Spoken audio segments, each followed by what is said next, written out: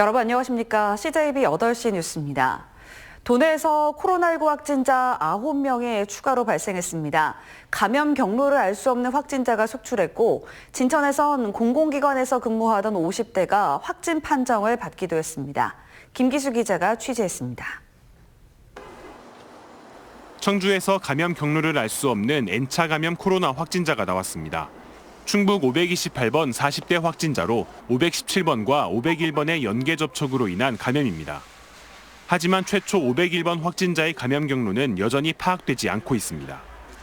또한 대전 확진자와 접촉한 A씨가 오한 증상을 보였고 B씨는 오한과 기침, 인후통 증상이 있어 검사를 받은 결과 모두 확진됐습니다.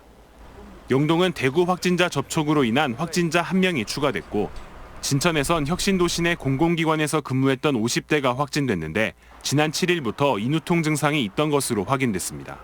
제천에선 4명의 추가 확진자 중 3명의 지역 감염자가 발생했는데 10대 학생도 포함됐습니다. 제천시는 역학조사를 벌이는 한편 학생 접촉자에 대한 전수조사에도 나서겠다고 밝혔습니다. 전수조사를 최대한 빨리 진행하겠습니다. 가정, 직장 내 산발적 감염이 계속 이어지고 있습니다. 언제 어디서나 마스크 착용 및 거리 두기 등 방역 수칙을 철저히 준수해 주시기 바라면서 지속적으로 코로나19 확진자가 나오고 있지만 도심에선 외출에 나선 시민들로 북적거리는 등 거리 두기가 무색했습니다. 방역당국이 일상을 멈춰달라고 간절히 호소했지만 주말인 오늘 도심에는 인파가 넘쳐나는 등 연말 사회적 거리 두기가 쉽지 않아 보입니다. CJB 뉴스 김규수입니다. 충북 승강기 산업발전 육성 지원의 근거가 담긴 조례안이 도의회 상임위를 통과했습니다. 조례안에는 기업 유치와 승강기 산업 클러스터 구축, 기반시설 확충과 인력 양성에 지원할 수 있다는 내용이 담겼습니다.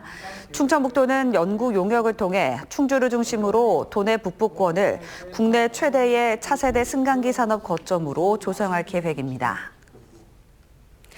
경덕중학교 학생과 아버지회가 연탄 나누기 봉사활동을 진행했습니다. 이번 봉사활동에선 겨울철 난방에 어려움을 겪고 있는 가구에 500장의 연탄을 전달했습니다. 전달된 연탄은 학생들과 아버지회가 어려운 이웃을 돕겠다며 자발적으로 성금을 모아 마련됐습니다. 청주지방법원은 인터넷 중고장터에서 3,300여만 원 상당의 물품 사기를 친 35살 A씨에게 징역 1년 2개월을 선고했습니다.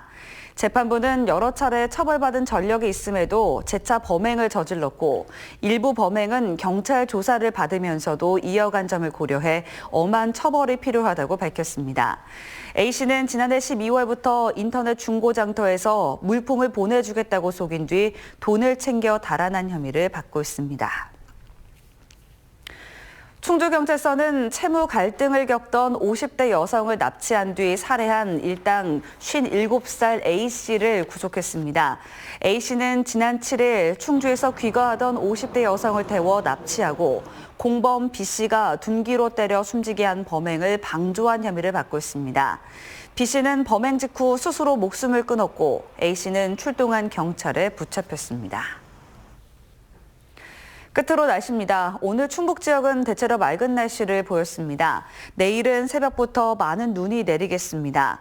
예상 적설량은 2에서 7cm로 영동과 옥천을 제외한 지역에는 대설 예비특보도 발효됐습니다. 아침 최저 기온은 영하 5도에서 0도, 낮 최고 기온은 3도에서 9도의 분포를 보이겠습니다. 내린 눈으로 도로가 미끄럽겠으니 안전사고에 각별히 유의하시기 바랍니다. 이상으로 CJB 8시 뉴스를 마칩니다. 고맙습니다.